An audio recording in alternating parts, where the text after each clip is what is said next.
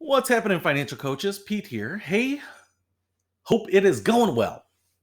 Want to talk to you about presenting and what to charge for presenting. This is going to be a pretty easy video. Basically, what I got here was, what do you think about this? I find myself with opportunities to speak in front of groups or at organizations or at events, and I'm trying to figure out how much value they get out of it and what I should charge for it.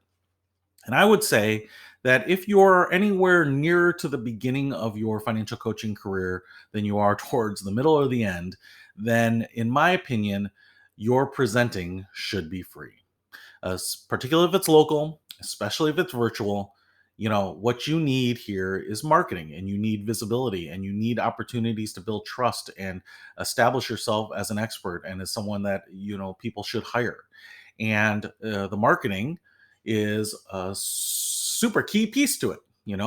If people don't see your face, if they don't hear your voice, if they don't hear what you're saying, if you're not adding value to them, it's going to be really, really challenging for them to reach out to you and say, hey, how can I part with a bunch of my money just for a conversation, just for a phone call? Because it's an expensive phone call. Very few professions get $100 an hour, $150 an hour. Very few professions without licensing or certifications can do that. But the reality is, you've got to feed that funnel somehow. And I think presentations, workshops, interviews, podcast appearances, all of these things can help build up that visibility, give people confidence, because I think they really need to have a lot of confidence in that they feel like they're connected to you. This is a trust relationship.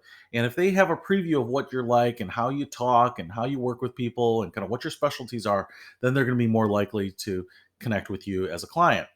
But if you don't have those opportunities, if you just have a web page that says, "Hey, I help people connect their faith, values, and finances," or "I help people take the stress out of their money," or whatever, those don't mean anything. Everyone posts the same thing. It's all boilerplate, and it's not going to convince me to reach out to that particular person.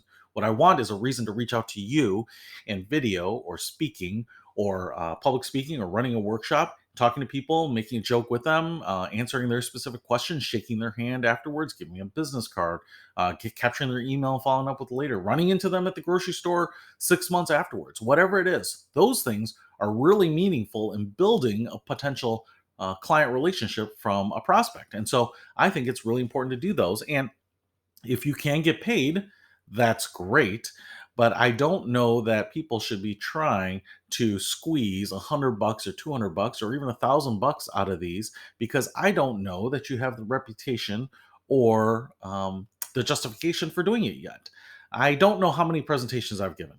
I mean, when I first started out in this business, the goal was 2 to 3 workshops a week.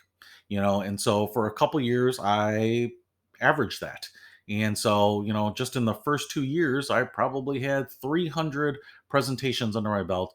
Not a single one was paid for. In fact, not a single one covered my expenses. So, me commuting down to the city of Chicago and parking at a meter and bringing in my handouts and all that stuff, that was all on my dime.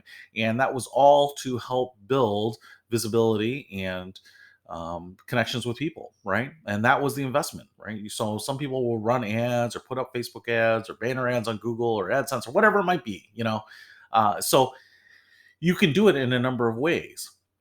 But what you're doing is you're giving more barriers and more reasons for organizations to not have you. And the big thing is, it's much easier to give a presentation and have it go great and have someone else in that audience discover you and want you to come to their other organization and speak, and to have your calendar filled up with speaking engagements. And that is the threshold to me when you are having to say no or start selecting or prioritizing when you should charge.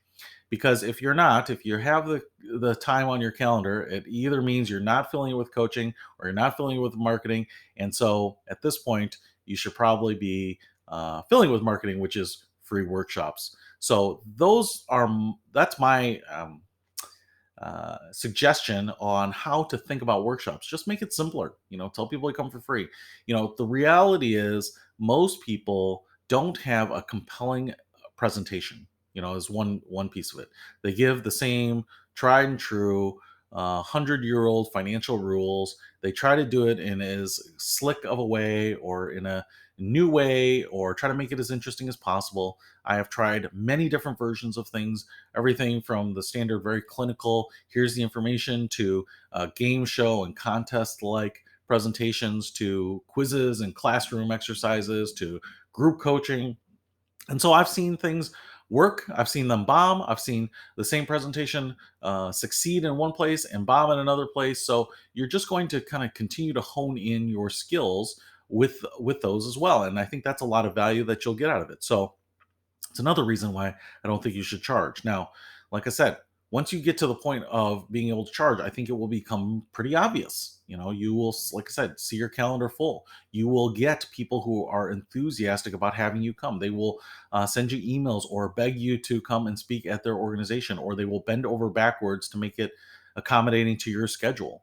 And so I've had it where now I don't speak as much as I used to. Certainly not as much as I used to when I first started.